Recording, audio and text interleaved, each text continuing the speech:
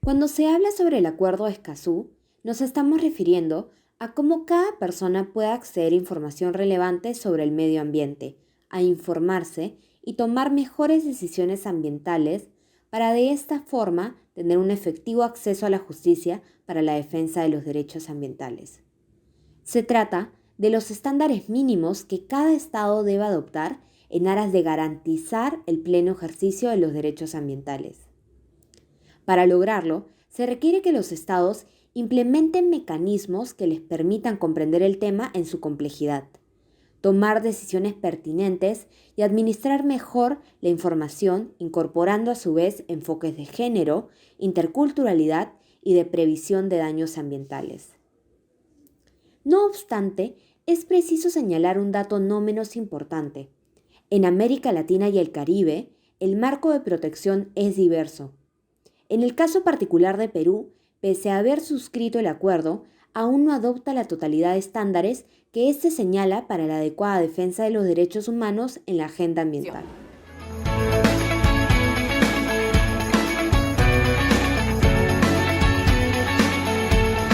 ¿Qué tal? Buenos días, buenas tardes o buenas noches a la hora que se estén conectando a la señal de este programa. Mi nombre es Katy Subirana, soy periodista y soy su anfitriona en esta nueva temporada de Amigos con Derechos, un podcast para entender cómo los derechos humanos impactan en nuestras vidas.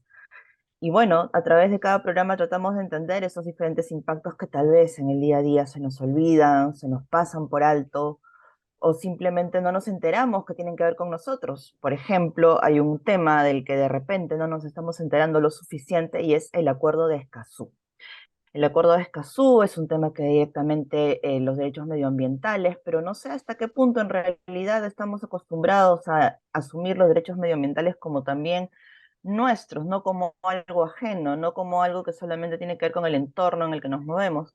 Vamos a conversar de esto con nuestros invitados del día de hoy. Tengo a Carol Mora. Carol es abogada titulada con los máximos honores en la PUC, con segunda especialidad en Derecho Ambiental y Recursos Naturales, y actualmente es directora del Programa de Política y Gobernanza Ambiental de la Sociedad Peruana de Derecho Ambiental, SPDA. Carol, ¿cómo estás? Bienvenida. Muchas gracias por estar conmigo hoy. Muchas gracias, Katy. Gracias por la invitación y feliz de poder conversar de este tema, que es un tema de interés público. Exactamente, es un tema de interés público. Y bueno, nuestro siguiente invitado es Ramiro Escobar. Ramiro es magíster en estudios culturales por la PUC, licenciado en Ciencias de la Comunicación, Turismo y Psicología y docente también de la Pontificia Universidad Católica del Perú. Ramiro, encantadísima de volver a verte. ¿Cómo estás? ¿Cómo te va, Katy? ¿Cómo te va, Carol? Un gusto saludarlas y estar acá para conversar. ¿Cómo Y está? bueno, sí, ya que estamos más o menos en confianza, nos conocemos, nos hemos visto antes, empecemos de repente diciéndole a la gente por qué es importante tener el tema del Acuerdo de Escazú en agenda. Carol, de repente podríamos explicarlo brevemente, podríamos empezar contigo.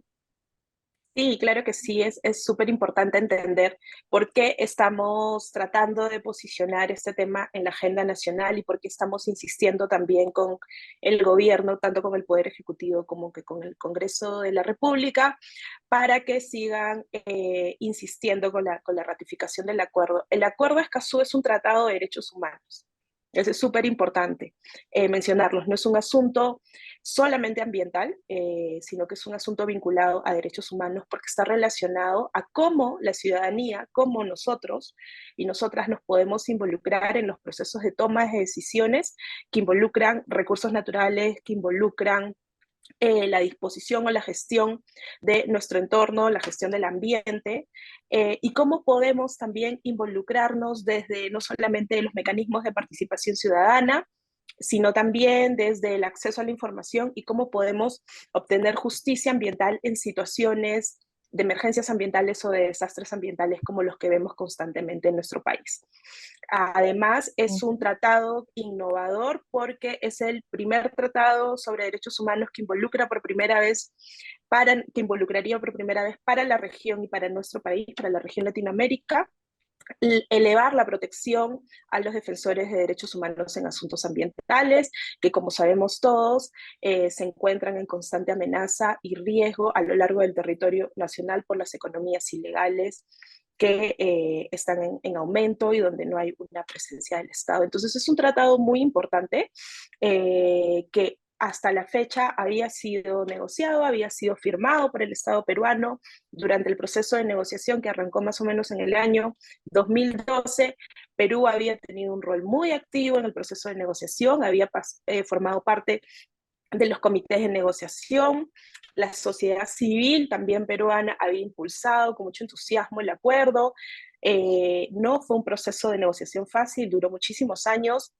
Perú fue uno de los países signatarios del acuerdo, recibió hasta 13 informes del Poder Ejecutivo respaldando la firma del acuerdo y de pronto cuando este llega al Congreso se tiene que elevar para la ratificación y para que entre en vigencia para nuestro país, porque eso es importante decirle a la ciudadanía, el acuerdo de Escazú ya está vigente para los demás países de la región que lo han firmado, pero para el Perú no. Es decir, nosotros no estamos en estos momentos rigiéndonos por el acuerdo de Escazú, porque nuestro Congreso de la República no quiere ratificarlo aún y lo ha archivado en varias oportunidades. Entiendo. Ramiro, ¿podríamos explicar entonces cuál es el conflicto, dado que Carol nos ha explicado cuál es la ventaja, o mejor dicho, por qué es importante hablar del acuerdo de Escazú? Sin embargo, también nos decía ella, y también sabemos, que es en el Congreso donde se ha entrampado la ratificación de este acuerdo, ¿no? ¿Cuál es el problema? Eso me pregunto yo. Y cuando trato de responderme, me sigue el interrogante, porque yo creo que se han creado una serie de fantasmas en torno al acuerdo de Escazú. Yo creo que hay dos pulsiones, ¿ya? Una es desinformación, ¿ya? Y no solo desinformación, falta de entendimiento. Y no es exactamente lo mismo. Tú puedes estar informado, pero no entender lo que ahí se dice.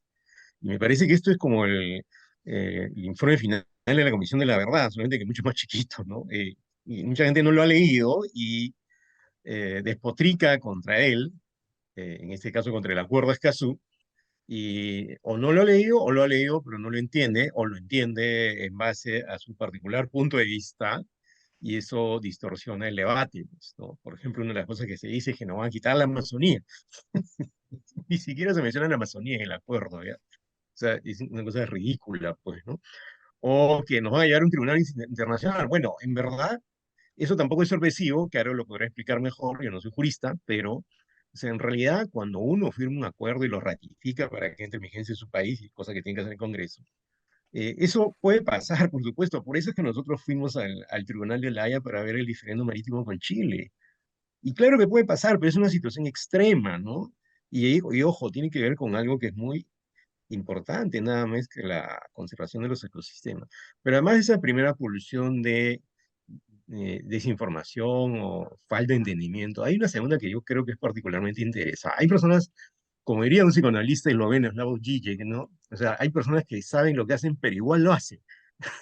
Hay personas que saben de qué se trata, pero precisamente por eso no lo quieren, porque afecta a algunos intereses. Concretamente que si tú quieres meter un proyecto de inversión minera, hidrocarburífera en algún sitio y ya tienes la ley que hace más tangible, digamos, el convenio 169, el acuerdo de Escazú lo que va a hacer es que las políticas ambientales en el país se hagan más dinámicas, más funcionales. Es decir, va a haber más control riguroso de que se cumpla el convenio 169, va a haber más monitoreo, los estudios de impacto ambiental no se van a pasar por agua caliente. Entonces hay personas a los cuales, y empresas, y hasta el propio Estado, ojo, que eso le fastidia, pues. Entonces hay personas que saben de qué se trata y por eso lo rechazan, pero como una vez dijo Manuel Pulgar Vidal, el ex ministro, incluso los empresarios deberían entender que estamos en otra época del mundo, ¿no? Que ya hay productos que se certifican, ¿no? Que ya la economía verde no se ha difundido como se debería difundir, creo yo, pero está avanzando. Entonces el mundo del presente y como más fuerza el mundo del futuro va hacia ese lado, a un lado de una economía más responsable. No sé si verde o circular, pero una economía más responsable. Entonces negarse a esto con un accidente, yo le escuché decir a un exministro, ministra, ¿no? Algo así, creo que patria o muerte, una cosa así, de ninguna manera, ¿no? Entonces, por favor, ¿no? El debate tiene que ser serio y no en base a fantasmas, ¿no? Ujú. Yo creo que uno de los motivos porque la gente, porque hay gente que no entiende bien el tema, como mencionaba Ramiro, puede ser, sospecho, que tiene que ver con que los derechos medioambientales no los asumimos como derechos humanos, ¿no? Creo que los vemos como algo ajeno, como algo que tiene que ver con la naturaleza del ambiente, sí, pero no creo que no terminamos de carburar cuál es el efecto real de los derechos medioambientales en los derechos humanos. ¿Podríamos resumirlo de alguna forma, Carol? A ver, lo que yo creo que pasa es que, a ver, los derechos ambientales están conectados con derechos humanos. Son derechos humanos en sí mismos, pero están conectados además con otros derechos humanos, con el derecho a la salud pública, el derecho a la integridad, el derecho a la propia vida. Entonces, el derrame de hidrocarburos nos ha mostrado que el tema ambiental está conectadísimo con economías locales, con integridad, con salud pública, y no solamente con la defensa del patrimonio natural. Pero también pasa porque creo que hay esta suerte de estigmatización de que lo ambiental es residual y es marginal al desarrollo, que es un asunto de conservacionistas y que no es un asunto estructural al desarrollo sostenible del país. Que para que el país siga desarrollándose, para que haya sustentabilidad de las inversiones, para que haya protección de la vida de las personas, se necesita incorporar condiciones ambientales en la forma de ejercer la economía en el país. Entonces, no es un asunto de conservación, no es un asunto de algunos pocos, es un asunto estructural al desarrollo económico del país. Y ahí coincido totalmente con Ramiro cuando menciona que lo que el acuerdo va a hacer no es exigirle a las empresas mejores estándares o buenas prácticas ambientales, les va a exigir lo mínimo que tienen que hacer, que es democratizar los procesos de toma de decisiones, democratizar la forma en que ejercen su responsabilidad social empresarial.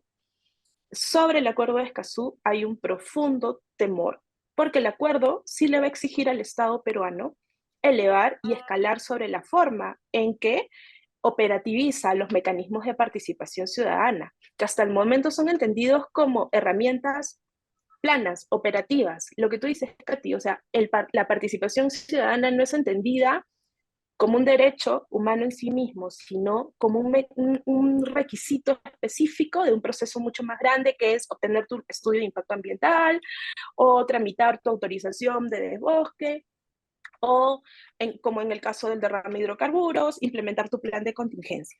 La democracia, la rendición de cuentas, la transparencia, son vistas como cargas que se le imponen a la inversión privada y que obstaculizan dinamizar las inversiones. Mientras subsiste esta percepción, este paradigma de lo ambiental como obstáculo para las inversiones, de la participación ciudadana como dilación de los procesos de inversión, no vamos a poder escalar esta forma de entender lo ambiental como un derecho humano. O sea, ya Naciones Unidas nos ha insistido, le ha insistido a los países, el derecho a un ambiente sano y equilibrado es un derecho en sí mismo, pero es un derecho conectado con nuestros derechos fundamentales y esenciales. Entonces, no hay punto de discusión. Sin embargo, la polarización nos lleva. O sea, hay congresistas que han comentado que estamos intentando hacer verde el derecho a un ambiente sano y equilibrado, o que en qué momento se convirtió este en un derecho humano. O sea, estamos llegando a un origen de la discusión que nos lleva a años de retroceso, cuando lo que tendríamos que estar pensando es cómo vamos a operativizar los derechos de acceso, ¿no? Que son derechos, como repito, en sí mismos, pero también son derechos instrumentales porque van a permitir el ejercicio de otros derechos ambientales. Entonces, el problema es un problema de origen, de cómo seguimos entendiendo lo ambiental en este país. Y solucionar ese problema me late que va a ser una cosa de bien larga y bien difícil. Sin embargo, Sí. pensaba en que una de las muestras, y no sé, le pregunto a Ramiro ahora, nos corrígeme Ramiro si me equivoco, que una de las muestras de la necesidad de firmar acuerdos como el de Escazú, o de poner el medio ambiente en un primer lugar, no sacarlo del fondo de la fila, podría hacerse visible en temas como el asesinato a los líderes ambientales, ¿no? ¿Estoy en lo cierto? O sea, ¿tiene el acuerdo de Escazú algo que ayudaría a proteger la vida de estos defensores ambientales? Sí, por supuesto, ¿no? Yo escribí un artículo justamente sobre eso en El País, cuando se estaba debatiendo el acuerdo hace un par de años aproximadamente, y empezaba con el ejemplo de Edwin Chota, ¿no? Un nativo que es asesinado en la selva por defender los bosques. Y esto que ha dicho Carol es muy importante, ¿ya? Vincular, hacer una sola urdimbre de la defensa de los derechos humanos y la defensa del medio ambiente no solo es útil, sino es hermoso. Tal vez son las dos mejores dimensiones de la especie humana de este tiempo, ¿no? Haber creado la doctrina de los derechos humanos y haber generado una preocupación por la conservación de los ecosistemas. La salud ambiental, la salud humana y la salud animal son una misma cadena, ¿no? Si no las defendemos conjuntamente, no estamos entendiendo el mundo en el que vivimos, ni nos estamos entendiendo a nosotros mismos, ni a los otros seres con los que vivimos. Y en el caso de los indígenas, lo que ellos hacen es cuidar el bosque, porque, como una vez me dijo uno de ellos, el bosque es su farmacia, el bosque es su almacén, el bosque es su despensa, pero el bosque además también nos sirve a nosotros. Entonces, no reconocer eso y, por ejemplo, ningunear el debate, olvidándose de esta dimensión tan importante, porque hay un capítulo especial sobre eso, defensores ambientales, y la cantidad de defensores ambientales muertos en América Latina en los últimos años es tremenda. En el Perú ya son creo que como 20, tal vez Carol me corrige, o veintitantos, en Brasil son decenas y en Colombia centenas, y en México también, ¿no? Entonces, yo recuerdo al ex ministro de Relaciones Exteriores, Rodríguez Maqué, que duró poco, recordará, y no es un asunto del Congreso, porque él mismo se archiva. Es decir, ni el propio Ejecutivo, y no solo en ese momento, sino en este momento, porque cuando salió Rodríguez Maqué dijeron, sí, ahora se va a ver, bueno, ¿y dónde está? Ustedes han visto en las protestas contra el gobierno que alguien le exija al gobierno una mejor política ambiental. Yo no lo he visto. Y tampoco he visto en quienes defienden al gobierno, ¿no? Que estamos defendiendo al gobierno porque tiene una buena política ambiental. No, entonces no está en nuestro chip. Y en el medio siguen muriendo personas que procuran cuidar los ecosistemas y siguen deteriorándose nuestra situación ambiental. Entonces, crear ese urdimbre, ese vínculo estrecho entre derechos humanos y medio ambiente es fundamental. Y solo me permite, si me permite citar un ejemplo, ¿ya? En el 2004 le dieron el Premio Nobel de la Paz a Wangari Maathai. Wangari Maathai era una líder de Kenia que tenía una peculiaridad, ¿no? Era defensora de los derechos humanos contra un gobierno dictatorial en su país y además promovió una campaña de sembrado de árboles no solo en Kenia, sino en varios países. Y cuando le dieron el Nobel de la Paz, el Comité Nobel argumentó eso, ¿ya? Y no ha sido el único caso. Después de eso, 10 premios Nobel de la Paz han firmado una carta exigiendo una lucha más frontal con el cambio climático. Entonces, Amnistía Internacional también lo ha incorporado en su menú de desarrollo de los derechos humanos. Entonces, si no pensamos en eso, estamos perdiendo el tren de la historia, ¿no? Pues, como siempre, ¿no? Siempre terminamos perdiendo el tren de la historia. ¿Cuáles O el barco en la son Amazonía, no los sé. riesgos? ¿Cuáles son los riesgos así más palpables de la postergación de este acuerdo? O sea, si no se aprueba ahora, no se va a aprobar nunca. ¿Habría alguna sanción para el Perú si no lo aprueba? ¿Cuál es el panorama, Carol? No, no, no, no hay un riesgo jurídico en estos momentos. Podemos Ok. adherirnos al acuerdo cuando estemos preparados como país para hacerlo, pero el riesgo a nivel del mensaje que nos está mostrando nuestras autoridades sobre su posición frente al acuerdo nos ha revelado tantas brechas y tantos problemas estructurales como te mencionaba, como les mencionaba hace un momento. No va a haber ninguna sanción, podemos adherirnos, pero lo cierto es que el acuerdo no es vigente para el país en estos momentos. Eso no quiere decir que estamos desprotegidos, tampoco, porque eso también han dicho algunos, ¿no? Entonces, que es como, parece que que esta polarización nos ha llevado a entender que la ciudadanía está desprotegida en tanto no ratifiquemos el acuerdo y que el acuerdo es lo único que nos va a llevar a escalar. Entonces necesitamos ratificar el acuerdo, sería un excelente mensaje político. Necesitamos un orden común para América Latina sobre estándares de derechos de acceso y defensores ambientales, como bien mencionado Ramiro. El acuerdo va a permitiría la cooperación entre países, el acuerdo tiene mecanismos de seguimiento, no de sanción, el acuerdo tiene mecanismos de acompañamiento, la idea es que los países aprendan bilateralmente o interpaíses cómo cómo elevar y cómo escalar hacia mejores estándares de participación ciudadana, cómo sustantivizar la participación ciudadana y no entenderla solamente como mecanismos formales, es elevar la democracia representativa, es darle mayores herramientas a la ciudadanía para ejercer sus derechos, es elevar los mecanismos de control y eso es lo que da miedo. Una ciudadanía fortalecida, una democracia representativa, perdón, una democracia participativa sólida, ¿no? Eso es lo que da miedo, eso es lo que se quiere disminuir, entiendo, con estos mensajes que nos dan nuestras autoridades. Pero en tanto no ratificamos el acuerdo, igual tenemos mecanismos legales a los cuales podemos acceder, algunos mecanismos jurisdiccionales. De hecho, existen reglas de juego para las inversiones. El gran problema y por qué necesitamos el acuerdo de Escazú es porque el desarrollo de los derechos de participación ciudadana han sido antojadizos. Cada sector económico regula sus propios mecanismos. Entonces tienes que minería tiene distintos estándares que industria o que pesquería o que producción o que hidrocarburos. Con el acuerdo de Escazú, la idea es que los sectores puedan estandarizar estos mecanismos operativos de participación ciudadana. Y una de las grandes brechas que tenemos en el país es ambientalizar la justicia también. No tenemos tribunales especializados en justicia ambiental. Ahorita que la Paz empieza a impugnar todas las sanciones administrativas que se están imponiendo, por ejemplo, en sede administrativa. Cuando esto escale a sede judicial, no tenemos tribunales ambientales que tengan una mirada comprensiva de lo que ha sucedido en enero de este año. Se harán esfuerzos, tenemos algunas fiscalías ambientales, pero quienes van a decidir no son tribunales especializados en lo ambiental, a diferencia de otros países como Colombia y Chile, que sí están especializando su justicia ambiental en sede jurisdiccional. Ese es solo un ejemplo, ¿no?, de lo que podríamos aprender, cooperar y colaborar con otros países de la región. No hay ninguna sanción jurídica, como les decía, el acuerdo, y esa es otra falacia, otro mito que se ha dado en torno al acuerdo. El acuerdo no busca castigar a los estados. El acuerdo no tiene ningún mecanismo de sanción, a diferencia de otros tratados de derechos humanos. Es un mecanismo de seguimiento y de acompañamiento.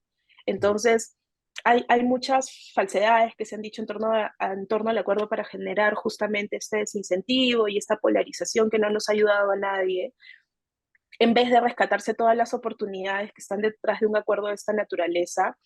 Y como mencionaba Ramiro, enfatizo, sí, para efectos del tema de defensores ambientales es fundamental, porque en ese tema puntual no tenemos un orden jurídico interno claro. Hay mecanismos de coordinación, hay algunas competencias que tiene justicia, el Ministerio Público, MINAN, pero el tema no está organizado, no hay claridad y hay una respuesta más reactiva cuando los asesinatos y el riesgo a la vida ya ha sucedido, pero no hay un enfoque preventivo, ni hay mecanismos de protección frente a esta estigmatización a las que están sometidos las personas defensoras de derechos humanos en temas ambientales. Y o sea, evidentemente es un tema que deberíamos manejar mejor, la ciudadanía debería manejar mejor, debería estar más interesada, de repente podríamos tener una participación más activa, pero Ramiro, tú que también eres periodista, la desinformación en torno al acuerdo de Escazú, la desinformación en torno a su ratificación, ¿a quién le conviene? Bueno, yo ya había señalado, y Carol también lo ha dicho, que hay empresas que creo que no han cambiado el chip, ¿no? Creen que pueden actuar como actuaban hace 20 o 50 años nomás.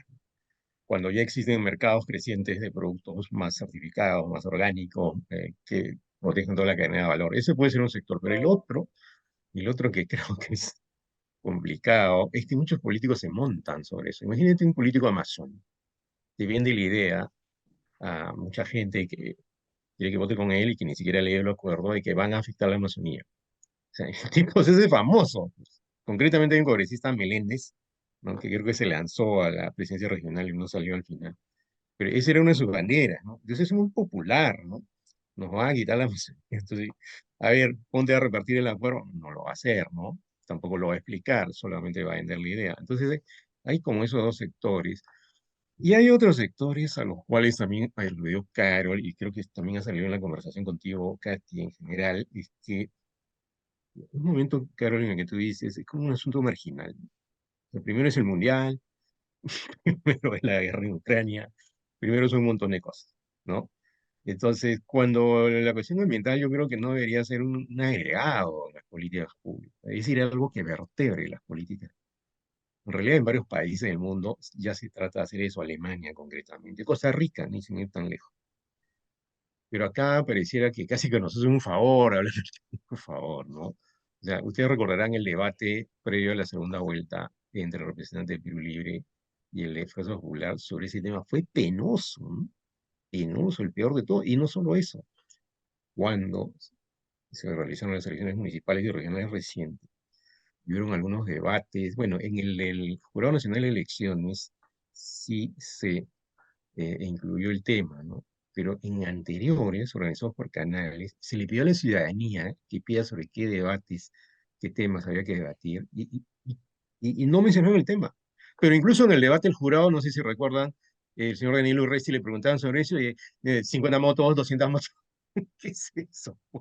El tema no importa. Y en esas condiciones, las fake news, ¿no? La falta de información, ¿no? Florecen, pues, y entonces esto termina siendo un asunto marginal. La COP27, acá ni se ha discutido poquísimo, ¿no? Nadie se paró y dijo algo, el presidente, el ministro del Ambiente fue allá, que yo sepa, no habló públicamente, mientras que el presidente Petro se habló, el presidente Lula electo. Entonces acá tenemos un problema, ¿no? Y es que es un asunto, no es entre chip, no estamos pensando en otras cosas, es un asunto que no solo es marginal, y está hasta despreciado, creo yo, ¿no? Entonces, en esas condiciones, proveer información sobre esto es súper importante, pero además tienes que luchar contra una marea de noticias de otro tipo que va a hacer que pequeña columna sobre el tema o esta conversación esté pujando para hacerse un hueco en el debate público, ¿no? Bueno, vamos a tener que empezar a hacer TikToks acerca del acuerdo de Creo. Escazú para que, para empezar. Sí, Bueno, O reels de Instagram. todos de disfrazados de repente árbol, no sé, algo así.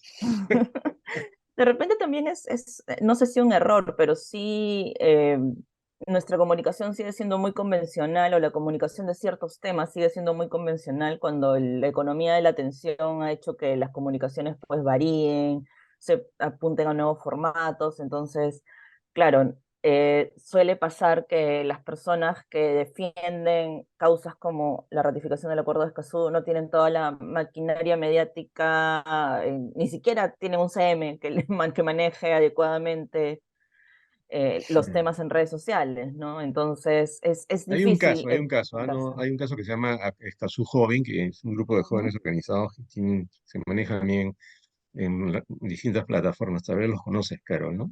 Escazú Joven se Sí, llama. sí, también está la plataforma de Escazú ahora, que es la organización, o sea, es como que la coalición nacional de organizaciones de la sociedad civil peruana que se han organizado y se han juntado para enviar mensajes.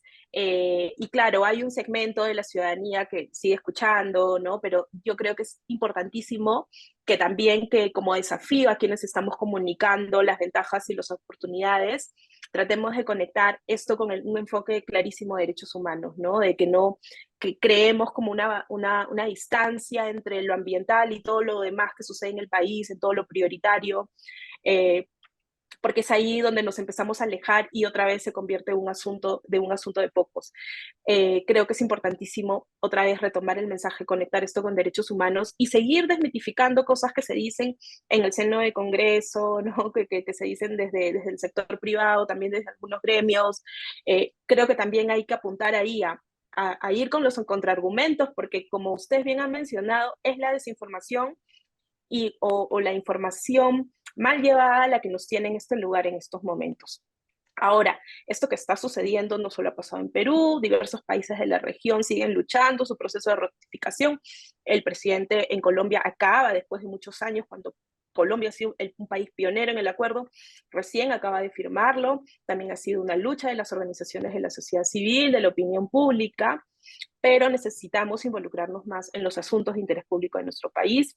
Temas como el derrame se van durmiendo, salen de la agenda política, salen de la agenda pública, y es ahí, creo, donde tenemos que seguir activos, ¿no? Creo que desanimarnos sería el peor de los errores. Entonces, bueno, vamos con ese ánimo y fuera de bromas, de verdad, vamos a TikTok, ahí también se arma el debate. Bueno, muchísimas gracias, Carol, muchísimas gracias, Ramiro, muchísimas gracias, Alidepus, por la producción de este programa. Esperamos seguir conversando el tema de Escazú y de otros temas que afectan nuestra vida, afectan nuestros derechos, tienen que ver directamente con los derechos humanos y no nos damos cuenta en la cotidianidad. Muchísimas gracias y hasta pronto. Gracias. Gracias por la oportunidad. Gracias.